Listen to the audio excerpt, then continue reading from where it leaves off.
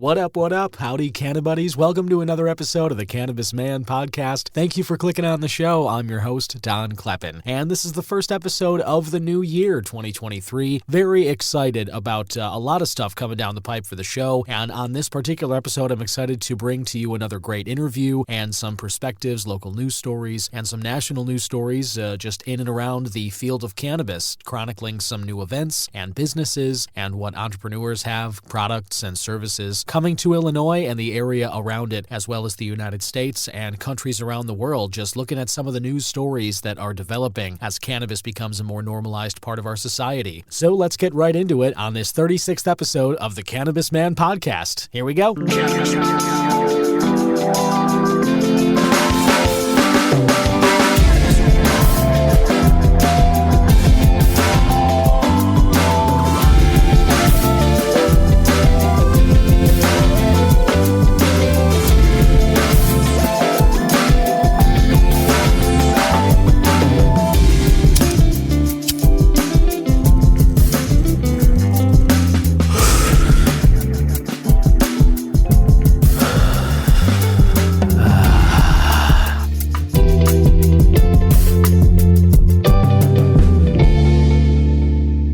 That's the theme right there, recorded and created by my man Yusu Kim, aka Good Son. You can check him out on Instagram at I Am a Good Son, and he usually puts up some pretty great new music and is on tour doing shows around. You can hear more of some of the great stuff he creates and find him on his Instagram there. I was gifted a bottle of Basil Hayden whiskey, which I've gotten into this evening, so cheers, whatever you're drinking, whenever you're listening to this, whether it be coffee, tea, some wine, or whiskey like me, perhaps some beer, whatever it is, whatever your beverage of choice, cheers to a new year.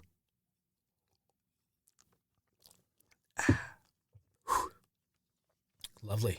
And my strain of the week is one I had not tried before. Figured I'd start the new year with a new strain, and this is Cresco Labs Triangle Octane. The parent strains are Triangle Kush and High Octane BX3. Main terpene profile consisting of limonene, linalool, and caryophyllene. You can smell herbal and woodsy aromas with a slight spice and clove notes. They describe major grassy undertones. I do get the herbal and woodsy aromas, and you get that on the taste as well. There's a bit of a spice as well with that. They describe gas and sweetness on the flavor. I don't really get too much of those myself, but that's reported there. And as I said, you do get a lot of the herbal and woodsy with a little bit of spice in the flavor. This is a Cresco Labs product. I grabbed 7 grams of the popcorn, the high supply popcorn. They sell these on sale sometimes. The date of harvest on this is August 15th, 2022, packaged September 21st. And it wasn't so dry or anything. I didn't really notice any problems with this myself. Quality was decent. I got it before the new year. They were running a sale. It was somewhere around $50 at the Sunnyside that I go to.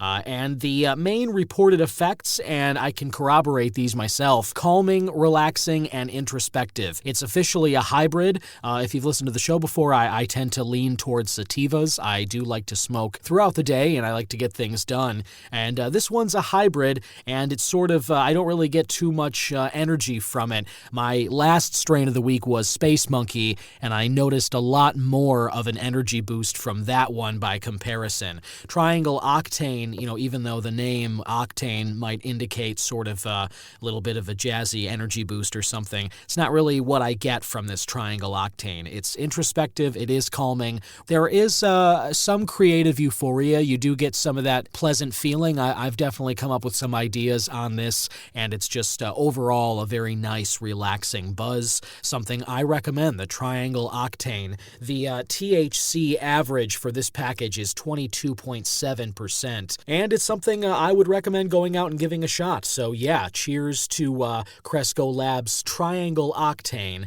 and some of the great new hybrids out there available to try in Illinois dispensaries.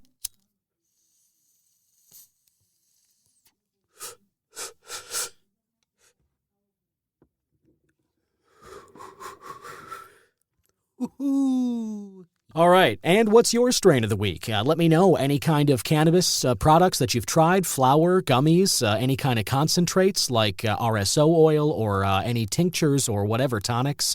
I love to hear about it, and I'd love to try some new stuff. And any suggestions, just go ahead and click that question or comments link in the show description notes, or you can always email host@cannabismanpodcast.com. And now let's get into the News Joint wrap. This is a wrap-up of Illinois news stories and events around cannabis, all put together by IllinoisNewsJoint.com. Think of it as the joint you can hit for all your Illinois cannabis news and reviews. And let's start with one that I think is so fantastic. Rise Lounge is hosting a stoner speed dating event. It is known as the Puff and Cuff Stoner Speed Dating Event. It'll be Thursday, January 19th at the Rise Lounge in Smoke Easy in Mundelein, Illinois. It's presented by Cannabis Management, which is a women-led dating event creating a safe and open space for communication and consumption of cannabis, as they say, removing the seedy environment from singles events. It's a hetero singles event. Ladies will sit down, men will alternate mingling together. Tickets are still available, and you can hear a lot more about this next week. I'm going to be talking with Yesenia Roman, who created CannabisTalk.com, as well as these stoner speed dating events. So you can hear a lot more about this and when to get tickets and whatnot on next week's episode. But that is coming up January 19th. Definitely something to find out more about. I think that's a great idea. Illinois' Department of Agriculture touted some cannabis program accomplishments to end the year. Several Illinois organizations will often release annual reports touting some accomplishments throughout the year, and this year, Illinois' Department of Agriculture did exactly that, announcing its own accomplishments, highlighting the Cannabis Regulation and Tax Act. Governor J.B. Pritzker also shared the accomplishments as well, highlighting, among other things, the opening of the state's first craft grow facility under the heading Supporting Vulnerable Communities and Working Towards Justice. The following bullet points were listed in the announcement. They issued 88 craft grow licenses, 54 infuser licenses, and 189 transporter licenses to date. 85% of all new licenses under the CRTA are equity by ownership. The first social equity craft grow licensee successfully commenced business operations. That's located in Rockford. It's Star Buds. That's the name. It's 66% black owned. 2 licensees were given operational infuser permits and successfully commenced business operations located in Pekin, Illinois. Crown, with a K, is 51% women-owned.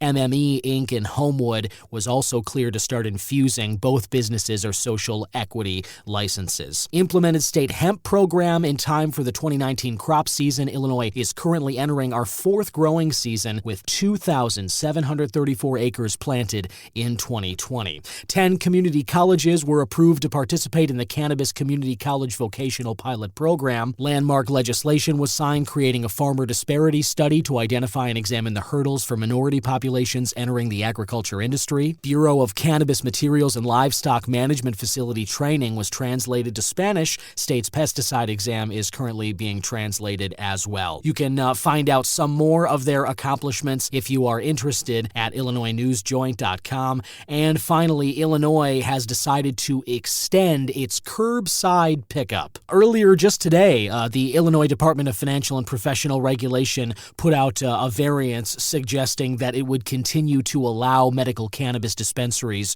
to give medical cannabis outside of the restricted and limited access areas for an additional 31 days beyond the previous expiration of December 31st. So the curbside pickup for Illinois medical cannabis patients has been extended for another 31 days after that initial deadline, getting through the first month of 2023. That puts us at the end of January. So now this expiration, as it stands currently, will go into effect February 1st. Jason Brown notes that during the month-long extension this month of January, Illinois Representatives Kelly Cassidy and Bob Morgan of Deerfield, who I spoke with earlier in the series, they'll be working to find a permanent solution to the legalities of curbside pickup. If you'd like to read more specifics about that, you can find more as well as other news stories, reviews, and events coming up. You can get tickets all at IllinoisNewsJoint.com. And a quick article as well I thought was bringing to your attention, listener, before we get into this week's interview. Connecticut officials have expunged 40,000 marijuana-related convictions.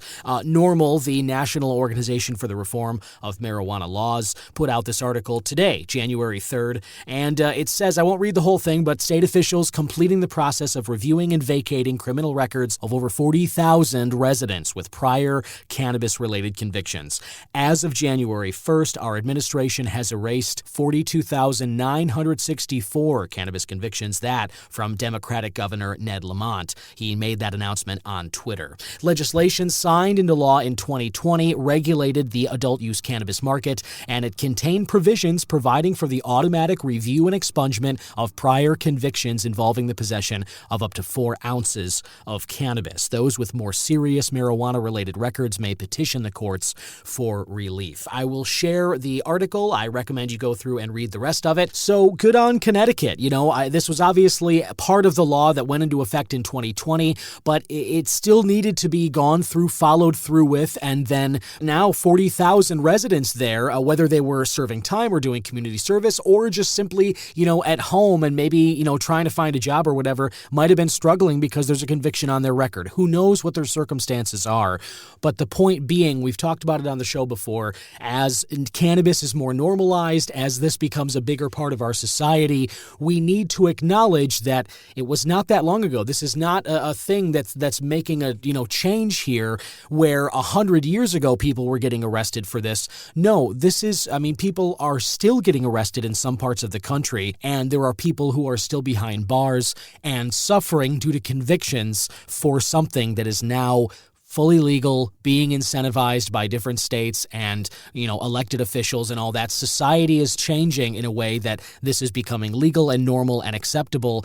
And the people whose lives have been upended because they were convicted, criminally charged with doing something that has to do with this plant, those people need to be accounted for, and their crimes, as long as they're nonviolent crimes, as long as there's not, gun charges and other stuff kind of tied in with the whole thing that complicates it. If these are straight marijuana convictions, cannabis convictions, these things need to be automatically reviewed and expunged, just like they have been in Connecticut. I think other states, anybody who's doing legal cannabis should be doing exactly this when they greenlight those programs. But maybe you disagree. What do you think about expunging cannabis-related crimes? Go ahead and click the question or comments link in the show description notes, and it'll take you to Gallus FM. You can engage with the show that way. I'd love to hear what you think about it. And now for this week's interview, one note here, listener.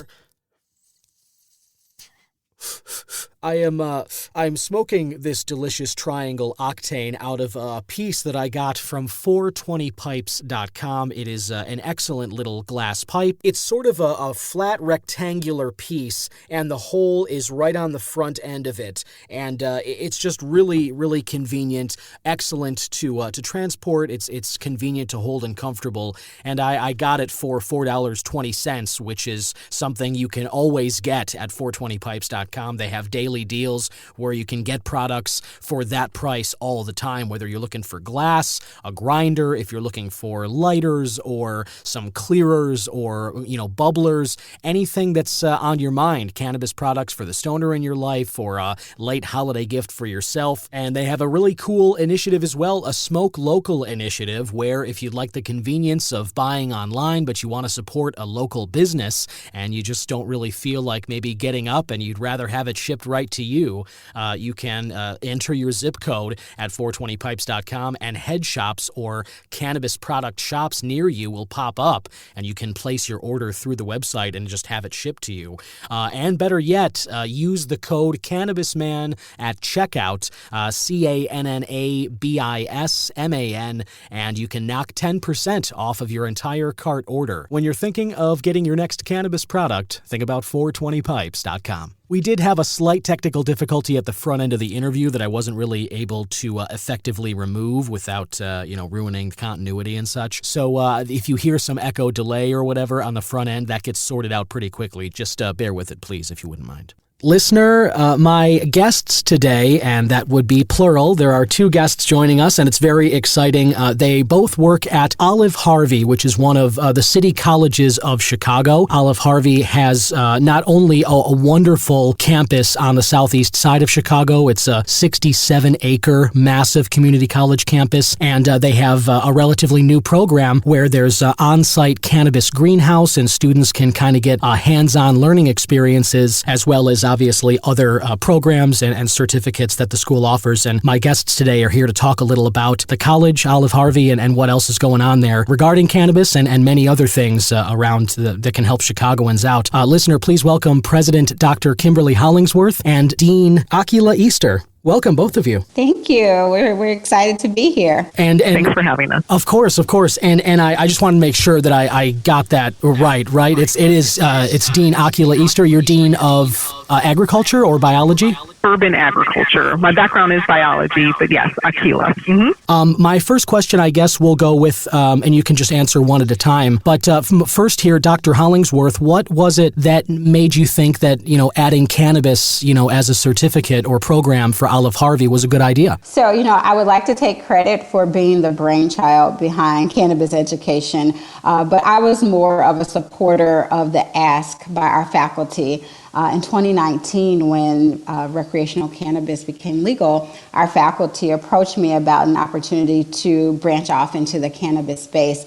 And so from a number of conversations with them, they were really excited about bringing cannabis education to the southeast side of Chicago, specifically because, and inherently, this has been a population of students in a community that had been disproportionately impacted by the war on drugs. After speaking with them and their staunch advocacy behind it, I approached our chancellor to explore the opportunity. And he was sold initially, but I also had to sell our board of trustees, who can, be a little conservative, and understandably so. And so I literally was selling weed. That's like the running joke on the southeast side of Chicago. But when they understood, the opportunities, both directly and all the ancillary opportunities within cannabis, they were sold. And from that point on, we started to build this program,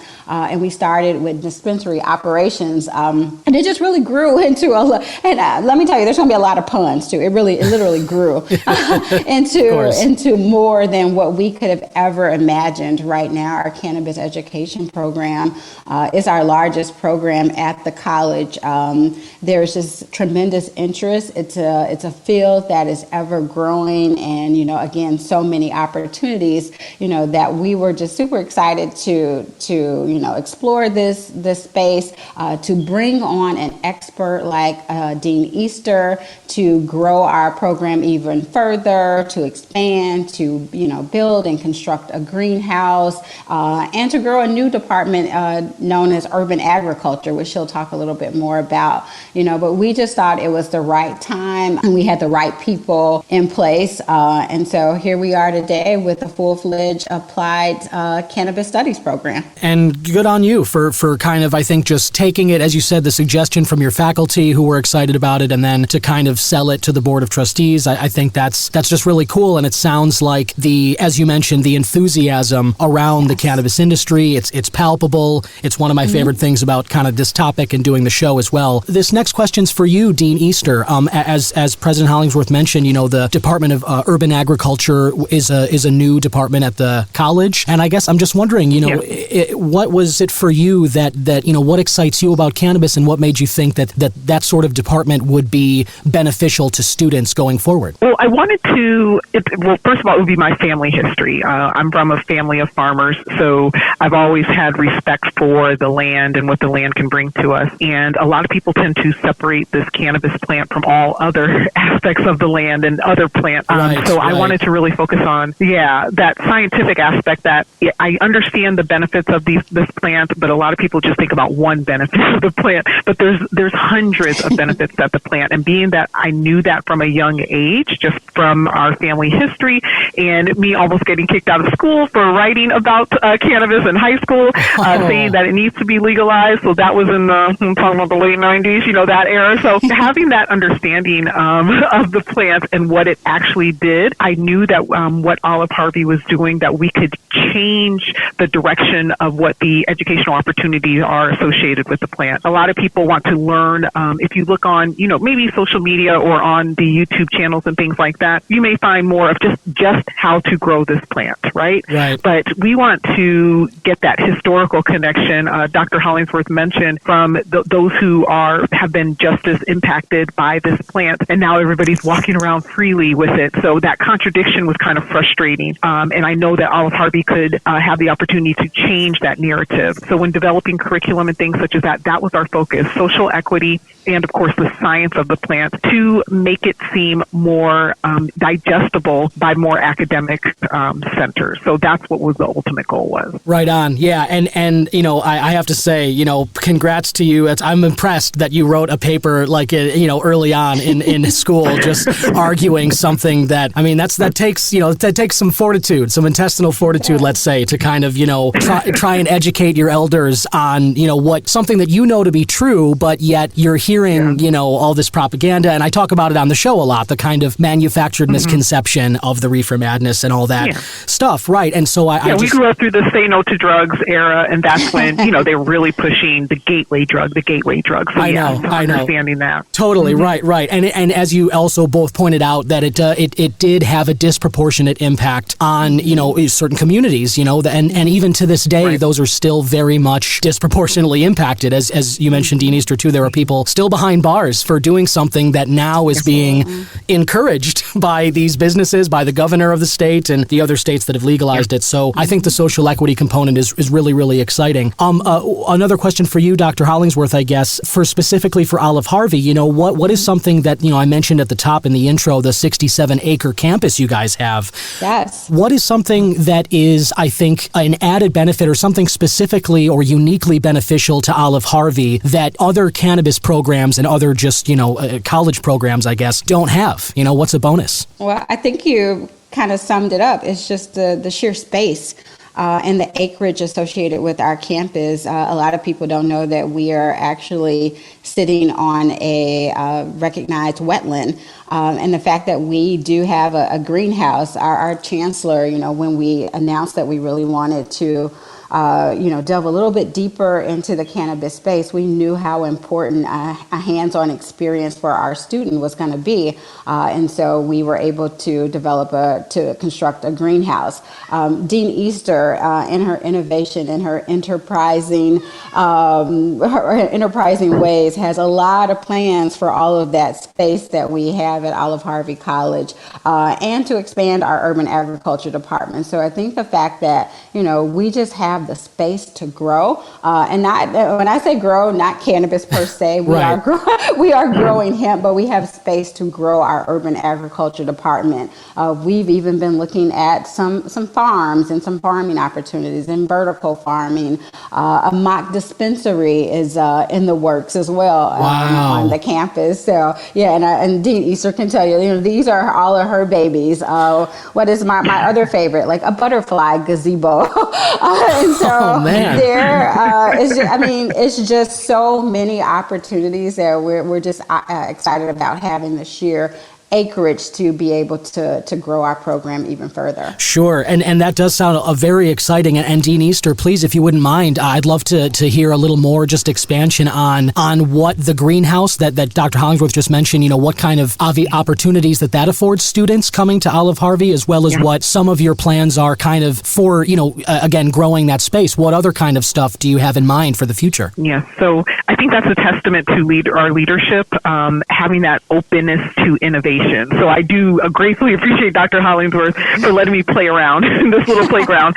With the greenhouse, we currently are growing hemp, and we're also growing other plants. So we have 2 zones within our greenhouse so that we can create different environments. And I've specified one of the zones to grow hemp specifically. And what we're doing is we're looking at different genetics to see what conditions are best for them. So that was our first grow. Our next grow is going to be just a large crop grow of 3 particular genetics of hemp.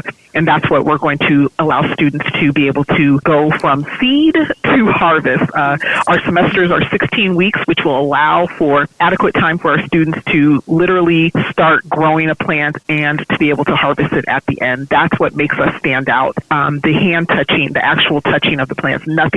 We have some theoretical aspect, of course, but our students will get that hands-on aspect. And then also, because within the greenhouse, we have our traditional plants growing, our heirloom plants, connecting the concept that cannabis is a plant, right? Having our students understand we can create the same conditions in growing tomatoes and things such as that, the care that they need, we can apply that to cannabis. Again, it is a plant. And we also have some aquaponics. We want to do different methods of growing. So we don't just want to do from the traditional seed to harvest. We want to look into the aquaponics, the hydroponic aspect, and then community gardens as well. All that acreage that we have, our students are going to get an opportunity. And that's unique because we're the only urban agriculture department in city colleges, right? So it is making people come to our campus, the community come to our campus and offer that direct engagement. And then with the mock dispensary, we're also going to be doing infusion on campus within there. So we can also test our cannabis. We have an HPLC machine that allows us to do that. Again, going back to the science.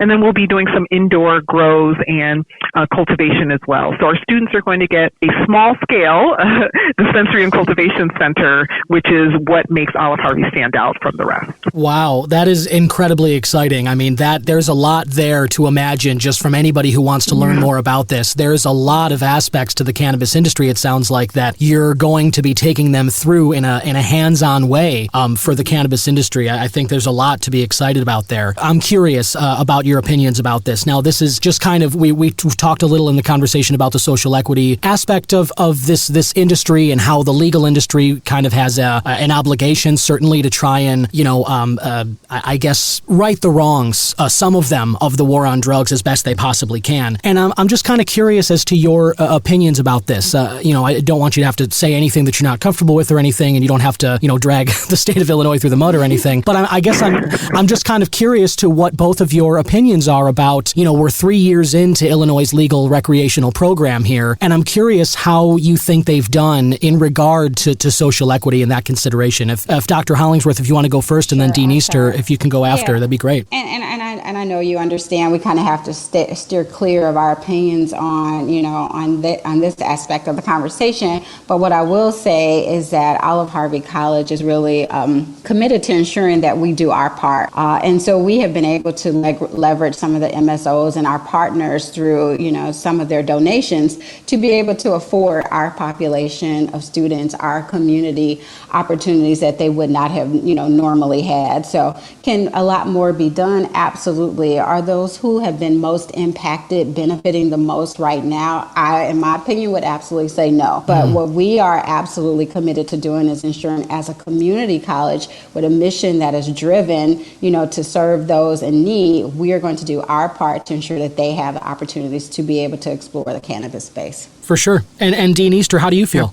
Again, in alignment with Dr. Hollingsworth, I think the focus should be on the level of respect that we have for our student population, because many of our students have been just as impacted. So our ultimate goal is to make sure that they come out of our program without having that burden associated with it. So we do offer expungement services to our students. We've created cohorts particularly for Still I Rise students as an example of programs that we have where we provide wraparound services for those who have cannabis convictions. So although the law may not be fully in alignment with social equity, we learned within our community at Olive Harvey how to kind of correct those. And that's what our major emphasis on is, to make sure that the students are respected, their voices are heard, they have an understanding of a law that impacted them. So many students on the first day of class, when I ask them why are they here, they want to say, the first thing they say is, I want to understand why I went to jail for something that's now legal. So that's where our main focus is making sure that if the law does not fully apply and it's not as equitable as we want it to be, that we figure out how to right those wrongs with respect to our students. Right on. And well said, both of you. I appreciate the perspective, and I think that sounds like you're doing a lot in Olive Harvey's, programs here. It sounds like you're doing a lot to try and help in what ways you can. And I guess just kind of on a final note here, I'm wondering, Dr. Hollingsworth, you mentioned partnerships with the multi-state operators and people who are helping out with the program. Are there certain avenues like scholarships or grant funds that prospective students who would be interested in this program, are there things like that they can apply for? And so, as you know, because cannabis is not legal federally, there isn't a lot of financial aid that is earmarked per se for students pursuing cannabis. Again, we have the good fortune of having partners who have donated to our urban agriculture department. So many of our students who actually go through our programs are not paying at all, or are not coming out of pocket for their cannabis education. So there are definitely scholarship opportunities internal to Olive Harvey for those who are looking to pursue cannabis education, or even our applied cannabis program. Wow, that's incredibly exciting, and definitely I have to imagine anybody listening who's considering what program maybe to look into around Chicago have to think some ears perked up there. That's really exciting. And Dean, correct me if I'm wrong, because our program actually is the only program in the state that anyone across the state can actually enroll in. Yes, that's a unique aspect. When we became credit approved through what's called ICCB, it's the Illinois Community College Board, they approved us for credit-based curriculum in cannabis, and they gave us a distinction that all Illinois participants can, or all Illinois, people who live in Illinois residents, they can apply to our program. Yes. Cool. So it's not just within CCC parameters, it's all of Illinois. Wow. That's pay in district rates. Oh, wow. That's huge. No, yeah, that's a huge thing. And I'm glad you guys said that, because I think that obviously, Chicago does, there are different benefits that the city sometimes offers that people who don't, live nearby can't always take advantage of. Absolutely. And I think that's awesome that you guys are doing that. Oh, one more thing for you. Sorry, Don. Oh, no, go ahead, Dean Easter. What were you going to say? I just wanted to point out that also what's unique with Olive Harvey is that we've challenged the MSOs to take cultural sensitivity training to understand, because a lot of people, they may say what they want to help those who have been impacted by cannabis, but they don't know how. So we have challenged them to kind of look into our programming and take different courses with us. So the MSO is taking courses with us to be able to understand the demographics that they're hiring, not just getting their social equity licensed and hitting numbers of people from certain zip codes, but actually being intentional about moving them up within the industry. So that, I just wanted to point that out with the uniqueness of Olive Harvey as well. Yeah, definitely. And thanks for saying that, because that's another unique factor in what you're doing. Certainly, I think that anybody who goes through, it sounds like to me, anyone going through your program probably is going to come out with a better understanding of, where the priorities should be, and maybe give them some ideas as to how they actually can help and kind of put the money where the mouth is, sort of a thing. And Dean Easter, I guess finally, just for you, I'm wondering, anybody who's listening who's interested in specific programs, what are some of the degrees or certificates, or anyone who joins in the urban agriculture at Olive Harvey, what can they expect to come out of the program with? What certificates and whatnot? Sure. So we're going to ultimately have three major pathways. Cannabis was the pathway, our marketing pathway. Pull them in with the cannabis, right? So we have two basic certificates under cannabis, an advanced certificate in what's called cannabis processing.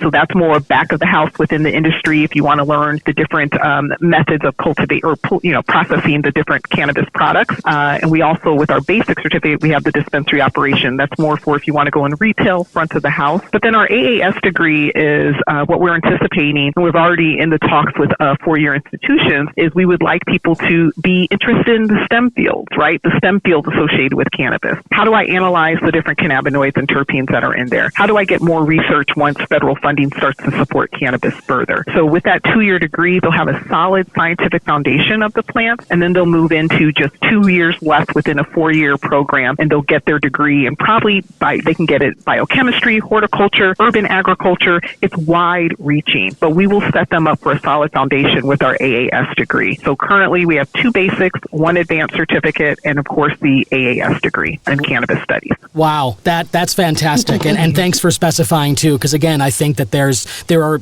as you mentioned, there's many different aspects to the field, and there's things growing all the time. This is going to change. What it looks like statewide and federally in the next 5 years is probably going to be a little different landscape-wise than it is right now, and I think it sounds like Olive Harvey is really going to set students up to be ready to hit the ground running when those changes come. So again, Dr. Kimberly Hollingsworth, President, and Dean Akila Easter of Urban Agriculture at Olive Harvey, thank you both so much for jumping on today and just kind of sharing some of the exciting developments and some of the cool proponents of cannabis that you guys have going on there for students. I usually like to wrap these things up with some quick hits questions, just some, what's your favorite movie and food and kind of stuff like that. Are you guys game for this?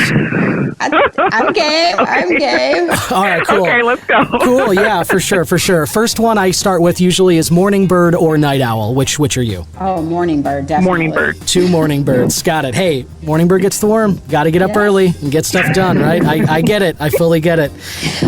Favorite cuisines or foods? If you guys are celebrating, if you got a birthday, or the board of trustees just approved the cannabis program at Olive Harvey. What's the celebratory dinner or restaurant? Where are you definitely going to hit? I'm definitely having lobster. Nice.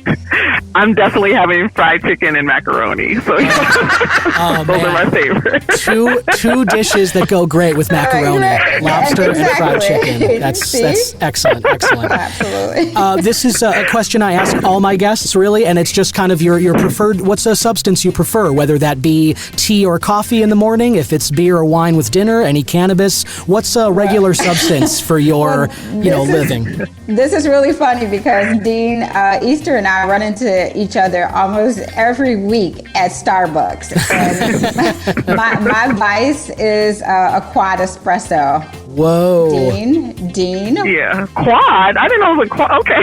Well, that's why I'm always bouncing off right. I'm a triple grande caramel macchiato in the morning and a nice glass of Cabernet Sauvignon in the evening. So, yeah. And I'm a Merlot in the evening. Okay. There you go. Hey, right on. I like it. Starting the day and ending the day well. This is the way. Okay, and then how about what are you watching in terms of TV or movies? If there's a favorite movie you have, anytime you see it on TV, you'll let it play, or when you see it on the guide, you'll always watch it. What's something you love to watch? So I don't watch TV, although I spend $1 million on cable, right? But if Love and Basketball were to come on, I would be glued to the TV. That's a classic. Yep. Okay. Okay, judge me. Goodfellas, I'm one of those types of movies. I don't know my obsession with gangsters, but yeah, I'm a Goodfellas type of person over and over. Oh, Goodfellas, yeah. And Godfather, I get those. Yes. Yeah, Casino, yeah, those are classics too. Scorsese, he just knew what he was doing every time. Yes. Yeah.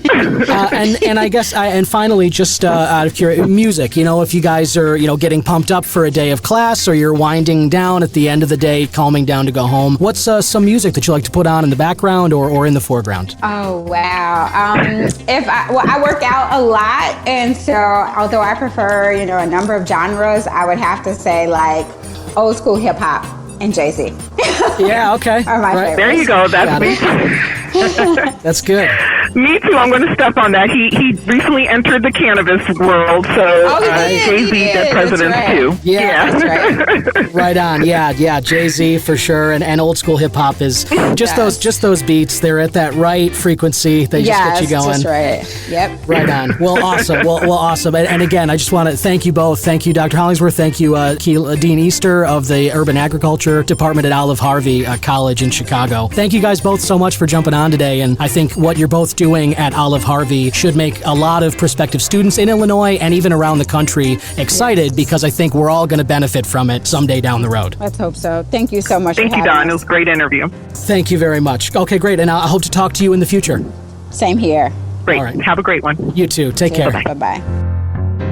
And there it is. I want to thank one more time my guests, Dr. Kimberly Hollingsworth, President and Dean of the Urban Agriculture Department, Akila Easter, of Olive Harvey, part of the City Colleges of Chicago. You can check out anything with that program we were talking about and find out more about some of the exciting work they have going on at Olive Harvey. Just enter it into your favorite search engine, Olive Harvey or City Colleges of Chicago, and select Olive Harvey. That's all I've got for you this week, listener. I want to thank you so much for listening to the show, engaging with it. It's been so exciting spending these last several months with you, and I can't wait to see what 2023 brings the show. I've got a lot of exciting things in the works. I'm going to try for remote recordings and more in-person interviews and trying new products and just bringing some new exciting parts of the show that I think you're really going to love, as well as just chronicling and noting how the normalization of cannabis is progressing and how where we are in the battle with this lingering stigma of reefer madness and all that. We're going to keep chronicling this. We're going to keep taking note of it, and I look forward to seeing where all this goes. So thank you again for listening, and I'll be back again next week with another episode of the Cannabis Man Podcast. Bye-bye. Cannabis Man is an original production of myself, Don Kleppen. Original theme music by Yusu Kim, a.k.a. Goodson. Other music by Pat Perez, and logo designed by Vorbroker Media. If you like the show, please rate, review, subscribe, and share whenever you can.